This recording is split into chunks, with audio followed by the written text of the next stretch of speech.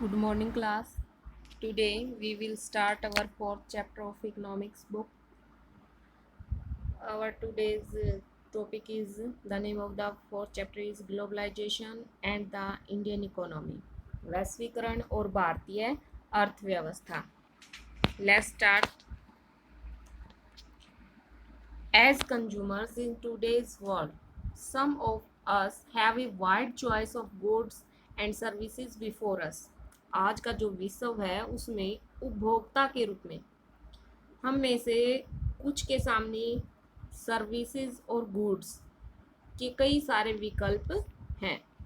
The latest models of digital camera, mobile phone and television made by the leading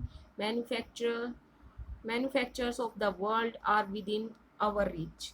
विश्व के जो सबसे बड़े विनिर्माता हैं उनके द्वारा डिजिटल कैमरे, मोबाइल फ़ोन और जो टेलीविज़न है, टीवी है, उसके अलग अलग नए नए मॉडल्स हमारे लिए उपलब्ध करवाए जा रहे हैं. Every season new models of automobiles can be seen on Indian roads. और भारत की सड़कों पर नए मॉडल हर सीज़न में देखे जा सकते हैं. गाड़ियों के सड़कों पर नए नए मॉडल्स आते रहते हैं.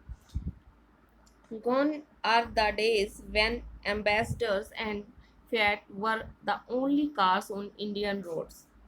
वो दिन चले गए, गुजर गए जब भारत की सड़कों पर केवल एम्बेसडर और फिएट कार ही दिखाई देती थी. Today Indians are buying cars produced by nearly all the top companies in the world.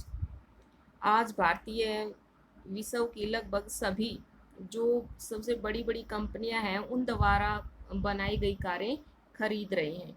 A similar explosion of brands can be seen for many other goods, from shirts to television to processed fruits juice. अनेक दूसरी वस्तुओं में भी हमें इस प्रकार से brand को देख सकते हैं, जैसे कि जो अन्य चीज़ें हैं, वस्तुएं हैं, उनमें भी तेज़ी से ब्रांडों की क्या होती है, वृद्धि होती जा रही है, जैसे कि कमीज से लेकर के टेलीविज़न तक और प्रसंस्कृत फलों के रसों तक भी जो अलग अलग कंपनियों के जूस वगैरह मिलते हैं उनके टॉप ब्रांड भी दिखाई देते हैं. Such wide ranging choice of goods in our market is relatively recent phenomenon. हमारे जो बाजार हैं, मार्केट हैं, उनमें वस्तुओं के कई अलग अलग विकल्प नए नए मिलते हैं मार्केट में. You would not have found such a wide variety of goods in Indian market even 2 decades back.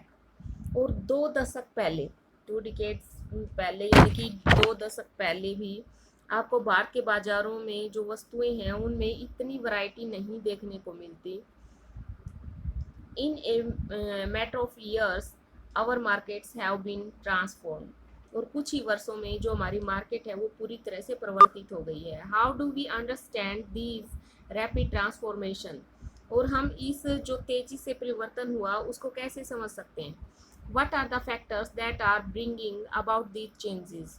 वो कौन से कारक हैं जो ये चेंज लेकर के आए. And how are these changes affecting the lives of the people? और इन परिवर्तनों ने लोगों के जीवनों को कैसे प्रभावित किया. We shall dwell on these questions in this chapter.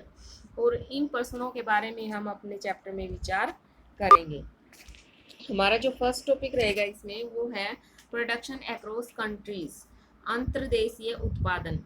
Until the middle of the 20th century, production was largely organized within the countries. 20वीं शताब्दी के मध्य तक जो प्रोडक्शन थी वो मुख्य रूप से देशों की सीमाओं के अंदर तक ही सीमित थी. What crossed big boundaries of these countries were raw material, food, stuff and finished products. और इन देशों की जो सीमाएं हैं उनको लांघने वाली जो गुड्स हैं, वस्तुएं हैं, उनमें केवल रॉ मटेरियल था, खाद्य पदार्थ थे और जो तैयार उत्पाद हैं, जो तैयार प्रोडक्ट हैं वो थे. What crossed the boundaries of these countries were raw material, ये तो हो गया. Colonies such as Indian exported raw materials and food stuff and imported finished goods. Trade was main channel connecting distant countries. This was before large companies called multinational corporation. और जो बाहर के उपनिवेश थे उनसे क्या है, रॉ मटेरियल और जो खाद्य पदार्थ थे वो क्या किए जाते थे, निर्यात किए जाते थे और जो तैयार माल है उनका आयात होता था। और जो ट्रेड है वो दूर देशों के को आपस में जोड़ने का एक जरिया है। व्यापार के द्वारा ही कई देश आपस में जुड़े हुए हैं।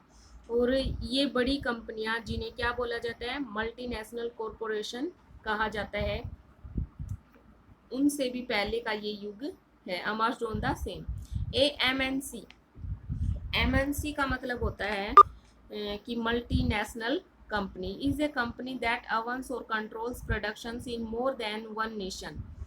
जो मल्टीनेशनल कंपनी है वो एक से ज़्यादा देशों में जो उत्पादन है उसको नियंत्रित करती हैं और उस पर ओनरशिप रखती हैं। MNC set up offices and factories for production in regions where they can get cheap labour and other resources. जो मल्टीनेशनल कंपनीज हैं वो अपने ऑफिसेज और फैक्ट्री वहाँ सेटअप करती हैं जहाँ उन्हें रॉ मटेरियल वगैरह, लेबर सस्ती मिले, रॉ मटेरियल सस्ता मिले और दूसरे जो अन्य संसाधन हैं वो उनको सस्ते तौर पर मिले। This is done so that the cost of production is low and MNCs can earn greater profit. इस ऐसा इसलिए है क्योंकि क्या है, उसकी लागत कम हो प्रोडक्शन पर और लागत कम हो, इस कारण से जो प्रॉफिट है कंपनी का वो ज़्यादा बढ़ पाए। कंसीडर्ड फॉलोइंग एग्जाम्पल, और जो ये नीचे उदाहरण है वो इसी तरीके का है। A large MNC producing industrial equipment, इसकी हेडिंग है spreading of production by an MNC. एक बहुराष्ट्रीय जो कंपनी है, एक मल्टीनेशनल जो कंपनी है, उसके द्वारा विस्तार कैसे किया जाता है अपने प्रोडक्शन का। A large MNC producing industrial equipment design its products in research center in the United States and then has the components manufactured in China। जो औद्योगिक उपकरण बनाने वाली एक मल्टीनेशनल कंपनी है वो संयुक्त राज्य अमेरिका के अनुसंधान केंद्र में अपने उत्पादक जो हैं उसके प्रोडक्ट जो हैं उनका डिजाइन तैयार करवाती है और जो उसके पुर्जे हैं वो चीन में विनिर्मित होते हैं, चाइना में विनिर्मित किए जाते हैं। These are then shipped to Mexico and Eastern Europe where the products are assembled and the finished product are sold all over the world।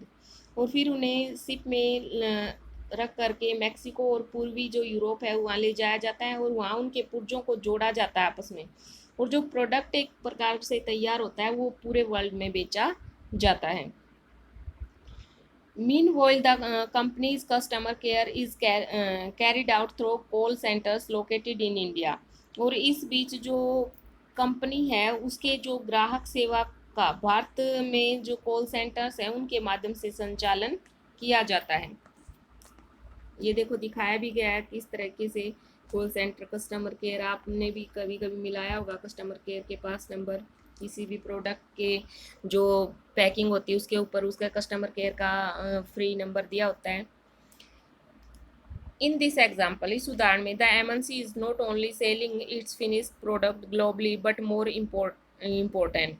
इस उदाहरण में जो मल्टीनेशनल कंपनी है वो केवल वैश्विक स्तर पर ही अपना तैयार उत्पाद नहीं बेच रही बल्कि अधिक महत्वपूर्ण ये है कि the goods and the services are produced globally. वो वस्तुओं और सेवाओं का उत्पादन विश्व स्तर पर कर रही है। As a result production is organised in the increasingly complex ways. इसके रिजल्ट के अकॉर्डिंग उत्पादन जो प्रक्रिया है क्रमशः जटिल ढंग से संगठित हुई है। The production process is divided into small parts and spread out across the globe. जो उत्पादन प्रक्रिया है उसको छोटे छोटे भागों में अलग अलग बांटा गया है और वो विश्व भर में फैली हुई है। In the above example, China provide the advantage of being a cheap manufacturing location। ऊपर दिया गया जो एग्जाम्पल है उसमें चीन एक सस्ता विनिर्माण केंद्र होने का लाभ प्रदान करता है। Mexico and Eastern Europe are useful for their closeness to the markets in the US and Europe। और मैक्सिको और जो पूर्वी यूरोप है वो अमेरिका और यूरोप के बाजारों से अपनी निकटता के कारण लाभप्रद है।